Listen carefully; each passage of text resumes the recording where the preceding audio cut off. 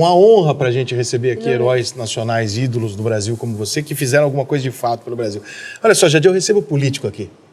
Eu falei... Por que eu não vou receber? Decidiu? Por que eu não vou receber os nossos verdadeiros...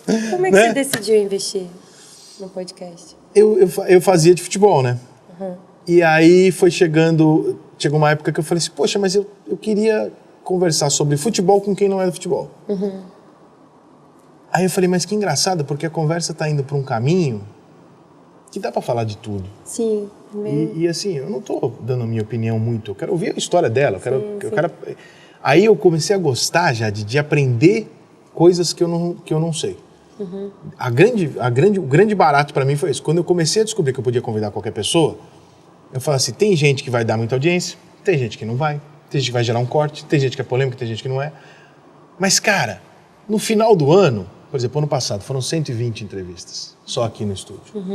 Em São Paulo, também em Porto Alegre, a gente fez algumas, mas 120 entrevistas. Pô, Jade, quando é que na minha vida eu ia sentar com o ministro de infraestrutura e por 2 horas entender o que é infraestrutura no Brasil? Quando é que eu vou sentar? Eu sentei com o presidente Bolsonaro, eu sentei com o Ciro Gomes, eu sentei com todos os candidatos à presidência. Aí quando você termina, você fala, cara, quando na minha vida eu achei que eu ia poder durante 2, 3 horas aprender o que esses caras têm pra mim. É muito grande, cara, porque a gente fica limitado ao nosso meio. Sim, imagina né? A gente fica ali muito para trabalhar, para vencer, a gente foca muito aqui. E de repente senta aqui, hoje de manhã veio uma vidente aqui. Eu não sei como é que funciona uma vidente. E depois disso você ficou pensando assim, caramba, como é que eu não fazia isso antes? Teve essa questão de realização? Sim, não, eu acho que para você entrevistar qualquer tipo de pessoa, eu acho que é uma dose de maturidade. Sim, que talvez eu não vai tivesse. adquirindo ao longo da carreira, né? Você tem que entender que tem coisa que você não pode falar, que você não pode responder, tem assuntos que você não pode...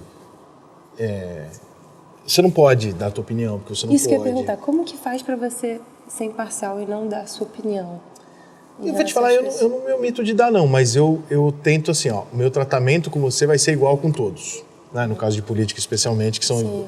Mas eu vou votar naquele, e eu não vou precisar esconder de vocês. Pra mim não tem problema nenhum. Se você souber lidar com isso, não tem problema. Se você não souber, não venha. Não tô nem aí. Entendeu? Eu acho que democracia é entender isso. Agora, é difícil você... Porque o que eu falo para as pessoas da cobrança é assim, fala assim, eu entrevistei o Bolsonaro do mesmo jeito que eu entrevistei o Ciro, a Simone Tebet.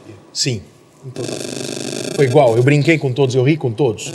Foi descontraído com todo mundo? Foi. Então tá feito meu papel. Se você não gostou, o problema é seu. Mas eu fiz com todos. Sim. Então, aí são outros 500. Mas é difícil. A parte do político, por exemplo, eu tenho vontade de mandar vários políticos que estão aqui na minha frente pra puta que eu pariu. Eu sei que o cara tá mentindo, pô. Eu sei que o cara é bandido. E teve alguma coisa assim que você falou, caraca, eu não fazia ideia de que era isso tudo? Muita coisa. De conhecimento, assim mesmo. Você tá me contando um monte de coisa que eu não fazia ideia que era assim.